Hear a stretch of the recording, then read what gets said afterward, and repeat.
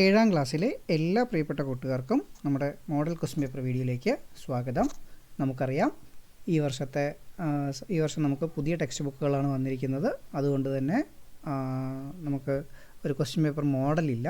അതുകൊണ്ട് തന്നെ സഹായിക്കാൻ വേണ്ടിയിട്ടാണ് നമ്മളൊരു മോഡൽ ക്വസ്റ്റ്യൻ പേപ്പർ വീഡിയോ ചെയ്യുന്നത്. ഇതൊരു മാതൃകയായിട്ട് മാത്രം സ്വീകരിക്കുക. ഈ വീഡിയോ എല്ലാവർക്കും ഉപകാരപ്പെടട്ടെ എന്ന് ആശംസിച്ചുകൊണ്ട് വീഡിയോയിലേക്ക് കിടക്കുന്നു. ഒന്നാമത്തെ പ്രവർത്തനം, അധോദത്തം പദസൂര്യം പഠിത്വ ജീവനചരിതം ലിഖതു.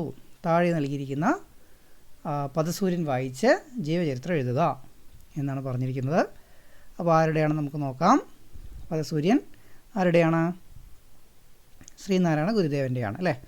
അദ്ദേഹത്തിൻ്റെ ജന്മതിഥി, ജനിച്ച ദിവസം 1856 ഓഗസ്റ്റ് 20. ജന്മസ്ഥലം ചെമ്പഴന്തി. മാതാ, അമ്മയുടെ പേര് കുട്ടിയമ്മ. പിതാ മാഠനാശാൻ. ദിവംഗതിഹി, മരിച്ച ദിവസം 1928 സെപ്റ്റംബർ 20. സമാധിസ്ഥലം ശിവഗിരി. കൃതികൾ എന്തൊക്കെയാണ്? ദൈവദശകം, ദർശനമാല. അദ്ദേഹത്തിൻ്റെ മേഖലകൾ സാമാജിക പരിഷ്കർത്ത, അതുപോലെ സംസ്കൃത പണ്ഡിത, സാമൂഹിക പരിഷ്കർത്താവും സംസ്കൃത പണ്ഡിതനുമാണ്. അപ്പോൾ ഇത്രയും ഡീറ്റെയിൽസാണ് നമുക്ക് തന്നിരിക്കുന്നത്. ഈ ഒരു വിവരം വെച്ച് നമ്മൾ എന്ത് ചെയ്യണം? ശ്രീനാരായണ ഗുരുദേവൻ്റെ ഒരു ജീവചരിത്രം എഴുതണം. നമ്മുടെ അയ്യങ്കാളിയുടെ പാഠഭാഗവുമായി ബന്ധപ്പെട്ട് നമ്മൾ ജീവചരിത്രം എഴുതിയതാണ്. അപ്പോൾ അതൊരു മാതൃകയായിട്ട് സ്വീകരിച്ചിട്ട് വേണം, അതൊരു മനസ്സിൽ വെച്ചിട്ട് വേണം നമ്മൾ ഈ ഒരു പ്രവർത്തനം ചെയ്യാൻ.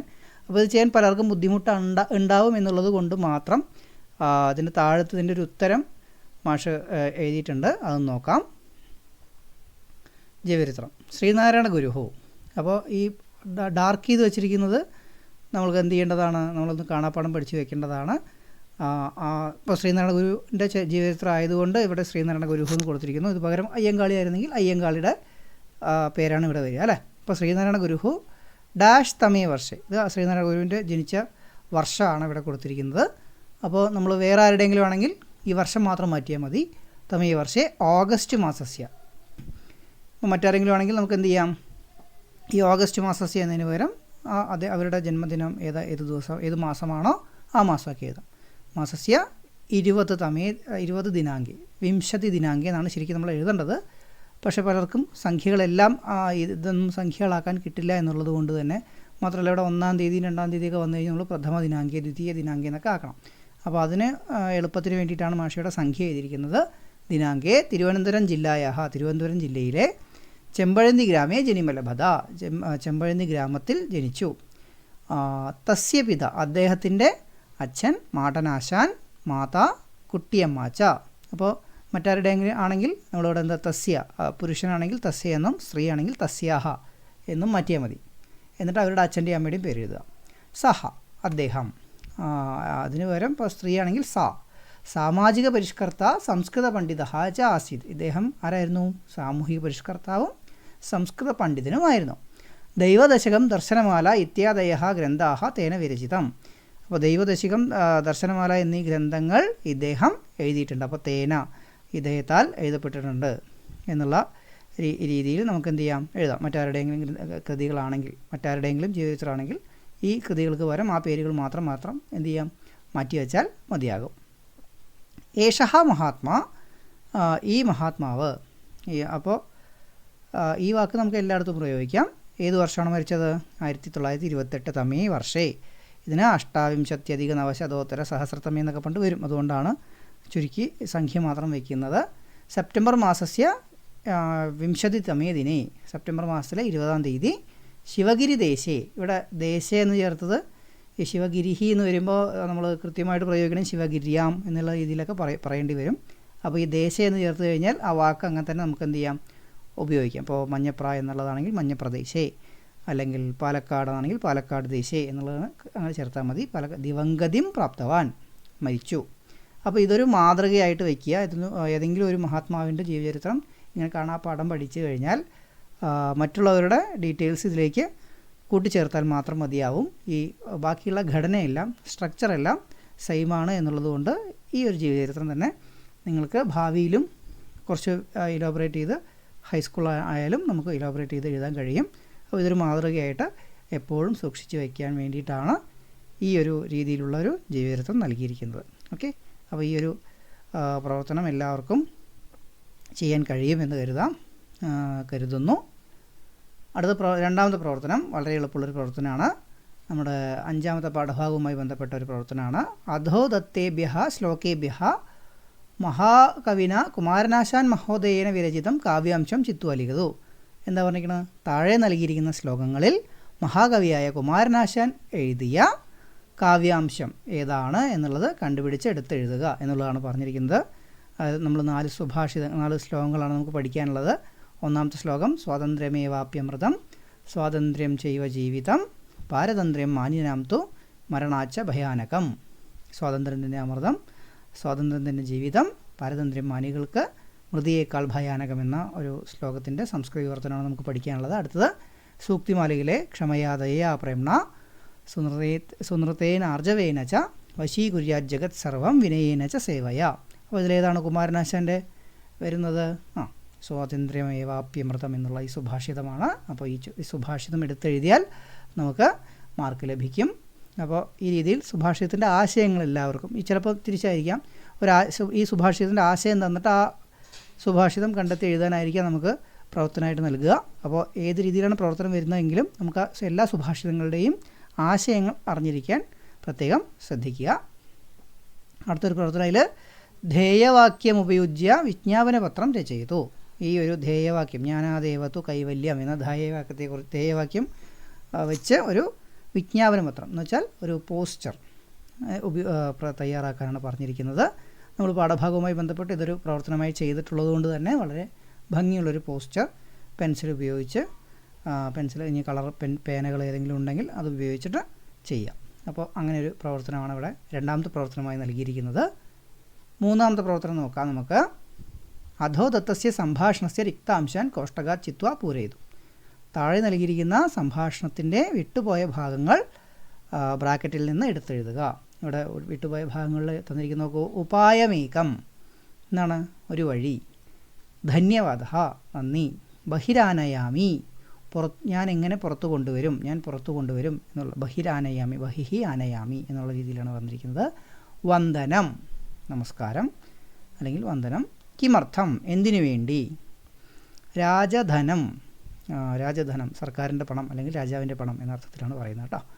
ഓക്കെ, അപ്പോൾ ആദ്യത്തെ സംഭാഷണം നോക്കാം. രാജാവ് പറയണം. അത് നമ്മുടെ 4ാമത്തെ പാഠഭാഗം നീതിബോധ എന്ന പാഠഭാഗവുമായി ബന്ധപ്പെട്ട പ്രവർത്തനമാണ്. അതിൽ നടന്നൊരു സംഭാഷണം തന്നെയാണ് ഇവിടെ നൽകിയിരിക്കുന്നത്. രാജാവ് ചോദിക്കുന്നു, എന്താ ഡാഷ് മഹാത്മൻ സുസ്വാഗതം. അപ്പോൾ മുനി എവിടേക്ക് വന്നതാണ്? രാജാവിൻ്റെ കൊട്ടാരത്തിലേക്ക് വന്നതാണ്. അപ്പോൾ അവിടെ നമ്മൾ എന്താണ് പറയുക ഈ ഉത്തരങ്ങളിൽ? പറഞ്ഞോളൂ. വന്ദനം മഹാത്മൻ എന്നാണ് പറയുന്നത്. അപ്പോൾ മുനിയും വന്ദനം മഹാരാജ എന്ന് പറഞ്ഞു. അപ്പോൾ രാജാവ് ചോദിക്കണം ഡാഷ് ആഗതവാൻ, ചോദ്യമാണ്. അപ്പോൾ എന്തിനു വേണ്ടി വന്നു, അതിന് എന്തിനു വേണ്ടി എന്നർത്ഥം വരുന്ന ഏതാ വരിക? കിമർത്ഥം. എപ്പോഴും നമ്മൾ സംഭാഷണം എഴുതുമ്പോൾ ഈ ബ്രാക്കറ്റിൽ നിന്ന് എടുത്ത് എഴുതുമ്പോൾ പ്രത്യേകം ശ്രദ്ധിക്കണം. ഈ ചോദ്യചിഹ്നങ്ങൾ വരുമ്പോൾ സ്വാഭാവികമായിട്ടും പ്രശ്നവാചക ശബ്ദങ്ങളായിരിക്കണം ഇതിൽ വരിക. പ്രശ്നവാചക ശബ്ദങ്ങളില്ലെങ്കിൽ പ്രശ്നവാചക ശബ്ദങ്ങളായിരിക്കണം ഇവിടെ വരേണ്ടത്. ഓക്കെ, കിമർത്ഥം. അപ്പോൾ മുനി പറഞ്ഞു മഹാരാജ അസ്മാകം സചിവാഹ ഡാഷ് അപഹരന്തി. മുനി എന്ത് പറഞ്ഞു? മഹാരാജാവേ അസ്മാകം സചിവാഹ നമ്മുടെ മന്ത്രിമാർ ഡാഷ് അപഹരന്തി ഡാഷ് മോഷ്ടിക്കുന്നു. എന്താണ് അവർ മോഷ്ടിക്കുന്നത്? ഖജനാവിൽ നിന്നും രാജധനം അപഹരന്തി രാജധനം അപഹരിക്കുന്നു. ഇപ്പോൾ രാജാവ് ചോദിക്കണം സചിവാനം കാപട്യം കഥം. നമ്മുടെ മന്ത്രിമാരുടെ സചിവാനം കാപട്യം ഈ കള്ളത്തരം കഥം എങ്ങനെ പുറത്തു കൊണ്ടുവരും എന്നാണ് വരേണ്ടത്. അതിൽ ഇവിടെ ഏതാ വരിക?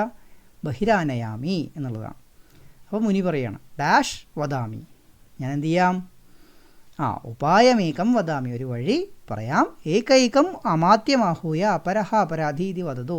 ഓരോരോ മന്ത്രിമാരെ വിളിച്ച് മറ്റൊരാളാണ് തെറ്റുകാരനെന്ന് പറയൂ. അപ്പോൾ അവർ തേ സ്വയമേവ അപരാധീനം സൂചയിഷ്യന്തി. അപ്പോൾ അവരെല്ലാവരും കുറ്റവാളികളെ കാണിച്ചു തരും എന്ന് പറയണം. അപ്പോൾ രാജാവ് പറയണം ഉത്തമം ഉപായം മഹാശയ, വളരെ മികച്ചൊരു ഉപായമാണ് മഹാത്മാവേ, ഏവമേവ കരിഷ്യാമി, ഞാൻ അങ്ങനെ തന്നെ ചെയ്യാം. എന്നിട്ട് അവസാനം എന്ത് പറയും? നമ്മുടെ സംഭാഷണത്തിലെ ഏറ്റവും അവസാനം എപ്പോഴും ആദ്യത്തെ നമസ്തയും അവസാനത്തെ ധന്യവാദഹയിലുമാണ് സാധാരണഗതിയിൽ അവസാനിക്കാറ്. അപ്പോൾ അതുതന്നെയാണ് ഇവിടെ വരേണ്ടത്. ധന്യവാദ. അങ്ങനെ എഴുതി കഴിഞ്ഞാൽ നമുക്ക് 6 ഉത്തരങ്ങളായി 3 മാർക്ക് നമുക്ക് ലഭിക്കും. ഇനി അതിലൊരു പ്രവർത്തനം കൂടിയുണ്ട്. പദച്ഛേദം കരോതു. നോക്കൂ, നമ്മുടെ പാഠഭാഗവുമായി ബന്ധപ്പെട്ട ഇപ്പോൾ സംഭാഷണത്തിൽ വന്ന അതേ വാക്ക് തന്നെയാണ് ബഹിരാനയാമി. ബഹിഹി ആനയാമി. അങ്ങനെയാണെങ്കിൽ ബഹിരാഗച്ഛതി എന്തായിരിക്കും? ബഹിഹി ആഗച്ഛതി, ആ രീതിയിൽ തന്നെ പിരിക്കണം. അല്ലാണ്ട് ബഹിരാഗച്ഛതി എന്നൊന്നും പറഞ്ഞാൽ എഴുതരുത്. ബഹിഹി ആഗച്ഛതി. അടുത്തത് ഉദാഹരണം നൽകിയിട്ടുണ്ട്. അസ്തി ഇതി എന്നുള്ളത്. അപ്പോൾ അസ്തി അധികം ഇതി എന്നാണ് വന്നിരിക്കുന്നത്. അപ്പോൾ ഭവതി ഇതി എങ്ങനെ പിരിക്കുക പറഞ്ഞോളൂ. ഭവതി ഇതി എന്ന് വരുമോ? ഇല്ല. ഭവതി പ്ലസ് ഇതി എന്ന് ആണ് പദച്ഛേദം വരിക. അപ്പോൾ ആ രീതിയിൽ നമുക്ക് ആ ചോദ്യത്തിലെ 5 മാർക്കും എ ഗ്രേഡും നമുക്ക് നേടിയെടുക്കാം. ഇനി അടുത്ത പ്രവർത്തനം യഥോചിതം യോജയതോ, ഉചിതമായ രീതിയിൽ യോജിപ്പിക്കുക എന്നുള്ളതാണ് വന്നിരിക്കുന്നത്. അതിൽ നമുക്ക് കൃത്യമായ രീതിയിൽ യോജിപ്പിക്കാൻ മാത്രമാണ് ചെയ്യാനുള്ളത്. അപ്പോൾ വിഷ്ണു ശർമ്മയ്ക്ക് ഇതിലേറ്റവും യോജിപ്പിക്കുന്ന പദം ഏതാണ്? അല്ലെങ്കിൽ ചേരുന്ന വാക്ക് ഏതാണ്? വാൽമീകിയാണോ? അല്ല. കാളിദാസരാണോ? അല്ല. നിമഗ്നഹായാണോ? അല്ല. പഞ്ചതന്ത്രം.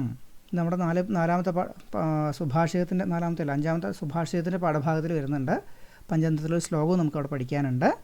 അപ്പോൾ പഞ്ചതന്ത്രം വിഷ്ണു ശർമ്മ. സാധുജന പരിപാലന സംഘം ഇതാരാണ് സ്ഥാപിച്ചത്? അയ്യങ്കാളി. രാമായണം എഴുതിയത് ആരാണ്? ഇതിൽ വാൽമീകി. അഭിജ്ഞാന ശാകുന്തളം എഴുതിയത് ആരാണ്? നാടകമാണ് കാളിദാസ. ഓക്കെ. അപ്പോൾ അവസാനത്തെ വ്യാപൃതാഹ, അതിൻ്റെ അതേ അർത്ഥം വരുന്ന മറ്റൊരു വാക്ക് നിമഗ്നാഹ എന്നുള്ളതാണ് വരുന്നത്. അപ്പോൾ ഇത്തരത്തിലുള്ള ചോദ്യങ്ങൾ, ഒരേ ആശയം വരുന്ന അല്ലെങ്കിൽ സമാനാർത്ഥക പദങ്ങളെല്ലാം എഴുതാൻ, ഒരേ അർത്ഥം വരുന്ന പദങ്ങളെ യോജിപ്പിക്കാനെല്ലാം നമുക്ക് ചിലപ്പോൾ ചോദിച്ചു എന്ന് വരാം. ഇവിടെ മാഷ് ഈ രീതിയിൽ എല്ലാം കൂടി ഉൾപ്പെടുത്തിയൊരു പ്രവർത്തനമാണ് നൽകിയിരിക്കുന്നത്. അത് കൃത്യമായി ചെയ്താൽ നമുക്ക് എ ഗ്രേഡ് നേടിയെടുക്കാം. 5ാമത്തെ പ്രവർത്തനം അധോദത്തം ഖണ്ഡികാം പഠിത്വ പ്രശ്നാനാം ഉത്തരം ലിഖതു. താഴെ നൽകിയിരിക്കുന്ന ഖണ്ഡികാം പാരഗ്രാഫ് പഠിത്വ വായിച്ച് പ്രശ്നാനാം ഉത്തരം ലിഖതു, ചോദ്യങ്ങളുടെ ഉത്തരം എഴുതുക എന്നാണ് പറഞ്ഞിരിക്കുന്നത്. അപ്പോൾ അത് നോക്കാം. നമ്മുടെ 7ാമത്തെ പാഠഭാഗവുമായി ബന്ധപ്പെട്ട ഒരു പ്രവർത്തനമാണിത്.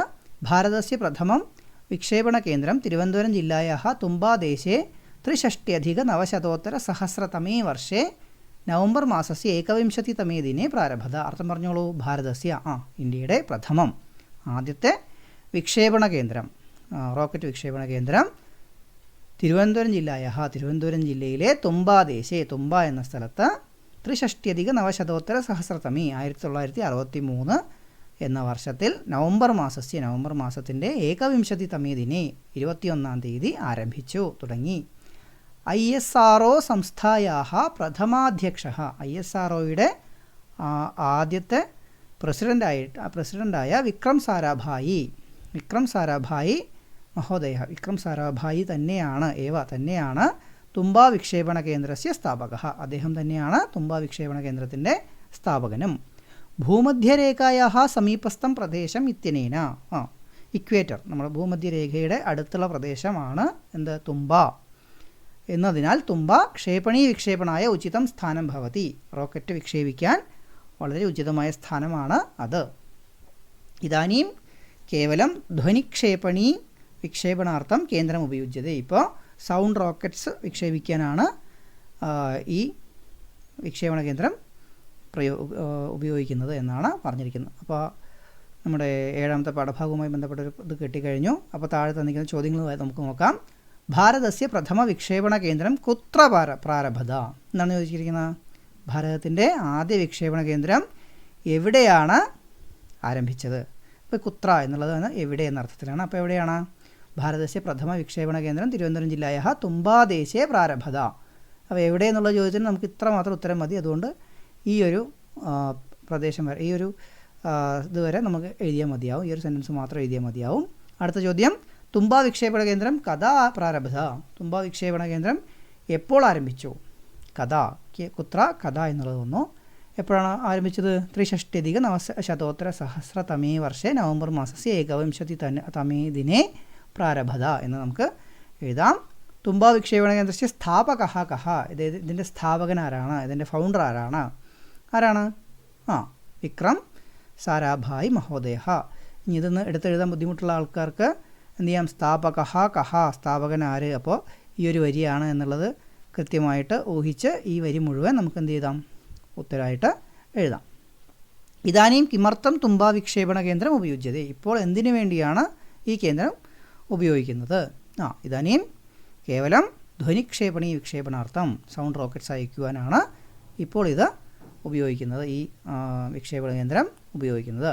ഖണ്ഡികായ ഉചിതം ശീർഷകം ദദാതു, ഈ പാരഗ്രാഫിന് ഉചിതമായൊരു ശീർഷകം നൽകൂ എന്നാണ് പറഞ്ഞിരിക്കുന്നത്. അപ്പോൾ നമുക്ക് എന്ത് കൊടുക്കാം?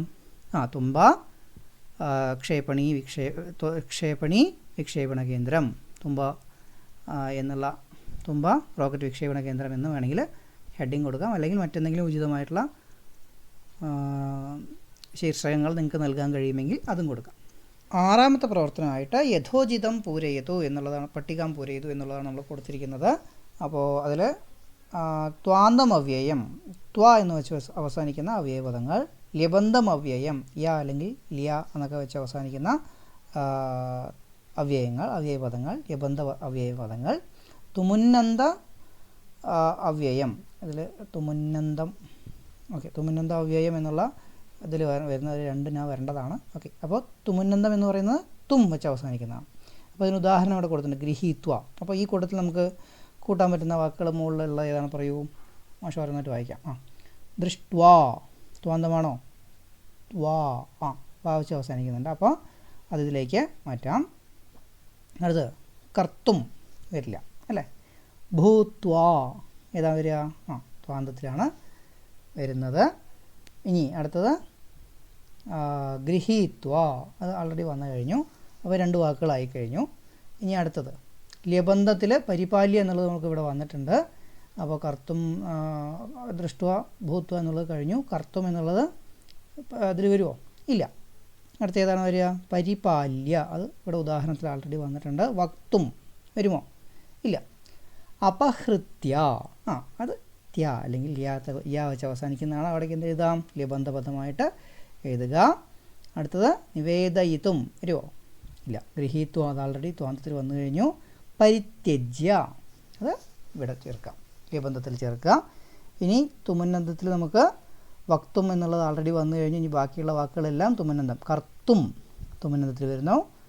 അതുപോലെ വക്തും എന്നുള്ളത് ആൾറെഡി വന്നു കഴിഞ്ഞു. നിവേദയിത്തും എന്നുള്ളതൊക്കെ തുമുന്നന്തത്തിലേക്കും ചേർത്താം.